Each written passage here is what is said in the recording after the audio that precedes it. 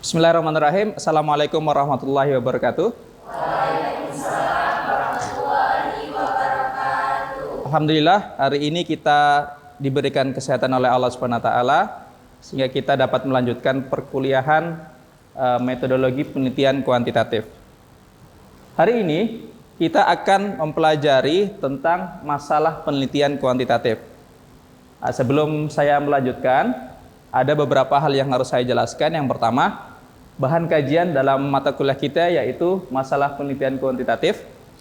Kemudian kemampuan akhir yang diharapkan adalah mahasiswa dapat menemukan permasalahan yang dapat digunakan dalam penelitian kuantitatif. Kemudian yang ketiga, indikator capaiannya. Yang pertama, mahasiswa dapat menyimpulkan pengertian antara Desain dan Dasolen. Yang kedua, mahasiswa dapat menyusun masalah penelitian kuantitatif. Dan yang ketiga, mahasiswa dapat menyusun rumusan masalah kuantitatif. Berikutnya, untuk bobot perkuliahan ini sebesar 5% dari total seluruh perkuliahan kita.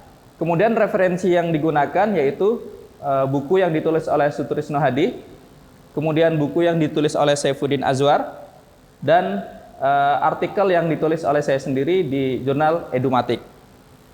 Oke, sebelum saya melanjutkan, mari kita buka perkuliahan ini dengan membaca basmalah. Bismillahirrahmanirrahim. Saya minta untuk PJ mengedarkan presensi ya. Oke, terima kasih. Saya akan mengajak kalian untuk berdiskusi terlebih dahulu terkait dengan dua hal dalam materi perkuliahan kita pada hari ini, yaitu tentang judul penelitian dan masalah penelitian. Nah, terkadang memang ada kesalahan dari mahasiswa yang sedang menyusun skripsi ataupun mahasiswa yang sedang menyelesaikan tugas akhirnya. Nah, menurut kalian antara dua hal ini, judul penelitian dengan masalah penelitian, yang seharusnya pertama kali ada itu apa? Apakah judul penelitian atau masalah penelitian? Kita coba untuk diskusi terlebih dahulu ya, sebelum saya akan melanjutkan di materi berikutnya. Kira-kira ada yang ingin mau memberikan argumentasinya, silakan.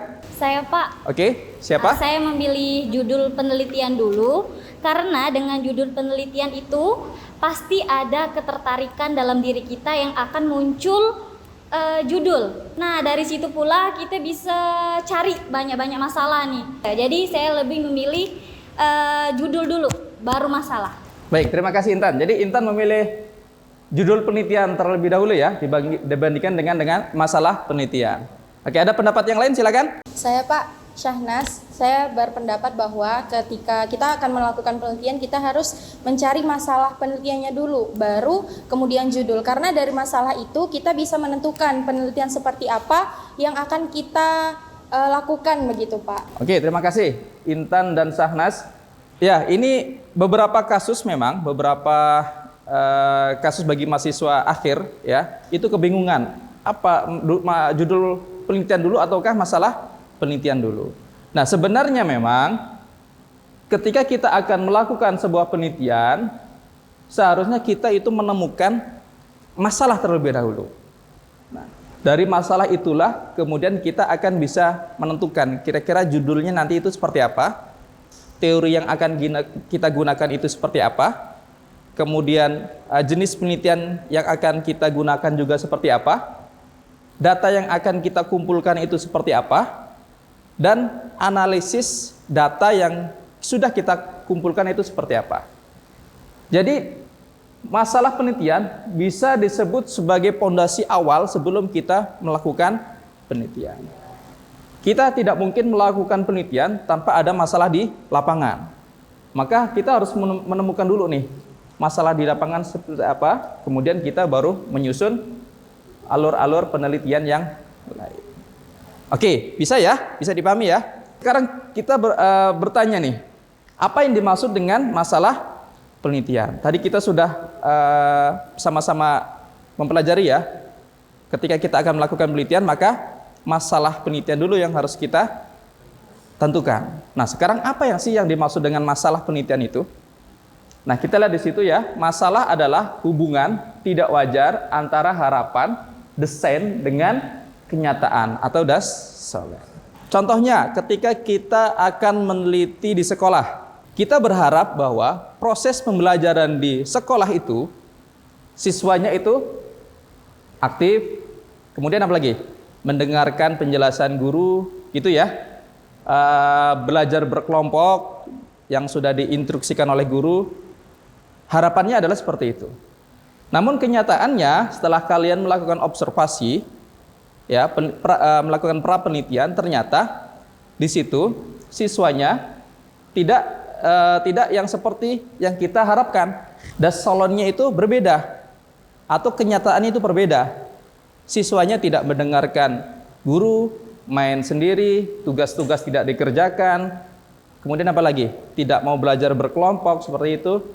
Sehingga dari situlah sebenarnya itu adalah masalah penelitian. Dalam masalah penelitian itu dibagi menjadi ketiga jenis, yaitu yang deskriptif, kemudian apa? Komparatif, dan asosiatif. Nah, ini ada kaitannya dengan materi statistika yang sudah kita pelajari di semester lalu. Sekarang kita lanjutkan rumusan masalah. Rumusan masalah ini adalah kalimat pernyataan yang disusun dari masalah yang sudah kita tentukan. Jadi kalau tadi kita melihat masalah itu apa? Masalah itu kesenjangan antara harapan dengan kenyataan, desain dan dasolen. Kemudian berikutnya adalah rumusannya seperti apa.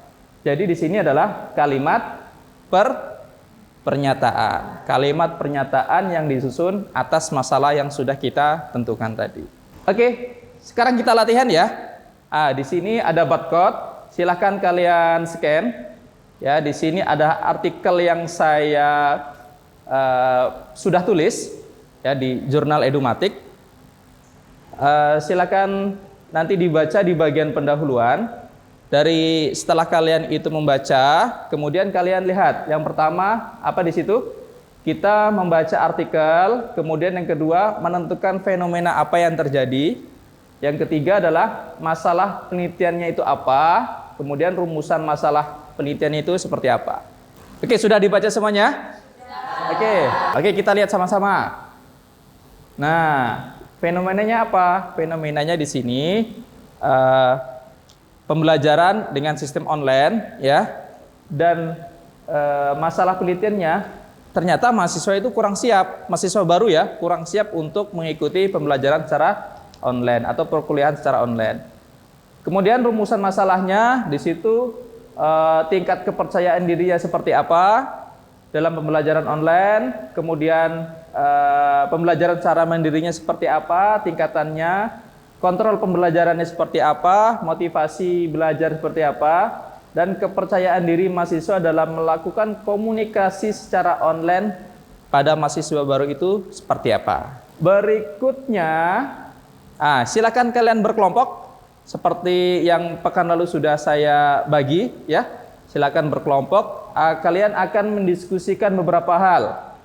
Yang pertama, cari referensi yang menjelaskan tentang kondisi kesenjangan apa yang dapat dijadikan masalah penelitian, sumber-sumber masalah penelitian itu seperti apa, kriterianya itu seperti apa masalah penelitian, langkah menyusun rumusan masalah seperti apa, kesalahan penyusunan masalah itu seperti apa, dan silakan kalian diskusikan selama 20 menit.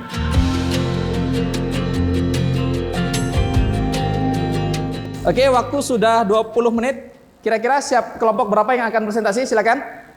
Bismillahirrahmanirrahim. Assalamualaikum warahmatullahi wabarakatuh. Waalaikumsalam warahmatullahi wabarakatuh. Berdirinya kami di sini akan mempresentasikan hasil diskusi kelompok 3. Selanjutnya hasil dari diskusi kelompok 3 yaitu beberapa kondisi kesenjangan dapat dijadikan masalah penelitian. Nah, teman-teman bisa baca, yaitu kesenjangan dari yang seharusnya atau teori maupun fakta empirik temuan penelitian tentang. Oke, beri aplaus dulu untuk kelompok 3. Terima kasih kelompok 3 sudah presentasi. Kira-kira ada yang mau dikonfirmasi dari kelompok 3? Silakan. Ada? Baik Pak, saya ingin bertanya. Perkenalkan, saya Nafisa, saya dari kelompok 2. Pertanyaan saya untuk kelompok 3 ialah mengapa kesenjangan itu bisa terjadi? Terima kasih. Oke, sekarang kita akan mempelajari untuk praktik mencari jurnal hasil penelitian. Bagaimana sih cara mencari jurnal penelitian melalui aplikasi? Nah, kali ini saya akan menyampaikan melalui aplikasi Publish or Perish. Harapannya ini menjadi media pembelajaran kita ya untuk mencari jurnal yang tepat. Cara menginstalnya ya, download dan menginstalnya silakan kunjungi YouTube saya. Di situ penjelasan lengkap bagaimana cara mendownload dan menginstalnya. Nah, sekarang kita praktik ya bagaimana cara menggunakan aplikasi tersebut. Di bagian search ya, kemudian kita coba untuk memilih jurnal yang ada di Google Scholar. Nah, di bagian ini ada title word dengan keywords ya. Kita ketik aja di sini, misalnya title wordnya adalah pendidikan. Dan keywordnya misalnya apa? Motivasi ya, motivasi pendidikan. Pendidikan. Oke, setelah itu ini search ya, kita akan mencari jurnalnya.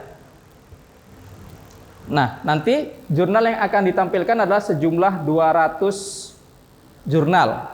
Banyak sekali jurnal yang sudah dapat kita lihat di sini.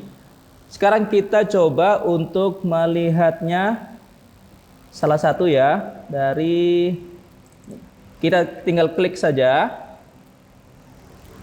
Nah, kemudian kita diarahkan ke sini, ke jurnal bersangkutan. Oke, ini tampilannya. Kita lihat apa judulnya di sini? Pengaruh kompetensi, motivasi, komunikasi, dan kesejahteraan terhadap kinerja koordinasi pendidikan. Oke, tadi kita terkait dengan motivasi pendidikan ya. Nah, berikutnya saya akan menjelaskan sedikit tentang apa keterkaitan antara masalah penelitian dengan hipotesis. Kalau hipotesis itu disebut sebagai dugaan sementara. Nah, dari masalah penelitian ini kemudian kita dapat menyusun hipotesis penelitian dengan baik. Ternyata ini keterkaitan antara hipotesis dengan Islam di dalam surah Al-Hujurat ayat 12. Kalau hipotesis artinya apa? Dugaan sementara. Artinya perlu adanya konfirmasi ya. Kita menduga untuk yang sementara, kemudian perlu adanya konfirmasi. Nah, di sini di surah Al-Hujurat ayat 12, ya ayyuhalladzina amanu jtanibu katsiran minadh-dhon inna ba'dadh-dhoni ismun. Artinya, hai orang-orang yang beriman, jauhilah kebanyakan untuk berburuk sangka. Karena sebagian dari berburuk sangka itu adalah dosa. Maka kita sebagai masyarakat yang berpendidikan, kita tidak boleh berburuk sangka sebelum kita menemukan kenyataannya seperti apa. Oke, sekarang kita refleksi ya. Kita refleksi. Coba sama-sama kita lihat ya. Tadi yang materi yang sudah saya jelaskan. Yang pertama itu, apa yang dimaksud dengan desain dan dasolen? Oke, siapa yang mau jawab silakan. Saya Pak. Desain itu harapan, sedangkan dasolen itu kenyataan. Kaitan dengan masalah penelitian yaitu kesenjangan antara harapan dengan kenyataan, Pak. Oke, kalau rumusan masalah apa? Saya Pak, yang saya pahami tentang rumusan masalah yaitu kalimat pernyataan yang disusun dari masalah penelitian itu, Pak. Berikutnya, ini ada tugas lembar kerja mahasiswa. Silahkan scan barcode-nya semuanya. Ada dua hal. Yang pertama, kalian menganalisis fenomena penelitian, masalah penelitian, rumusan masalah penelitian. Ya, kemudian menyusun masalah penelitian yang kalian lihat di fenomena, kemudian menyusun juga rumusan masalah penelitian. Nah, silakan nanti dibaca baik-baik ya petunjuknya. Nanti tugasnya siap dipresentasikan dalam bentuk PowerPoint. Kita ketemu di pekan depan, kemudian kalian mempresentasikan. Saya tunjuk satu-satu ya. Saya tunjuk kira-kira siapa yang untuk presentasi. Oke, thank you. untuk pertemuan kita pada hari ini. Saya harap ada tambahan ilmu buat kalian ya terkait dengan masalah penelitian kuantitatif. Oke, kita bertemu lagi di pertemuan keempat. Kita akhiri. Assalamualaikum warahmatullahi wabarakatuh.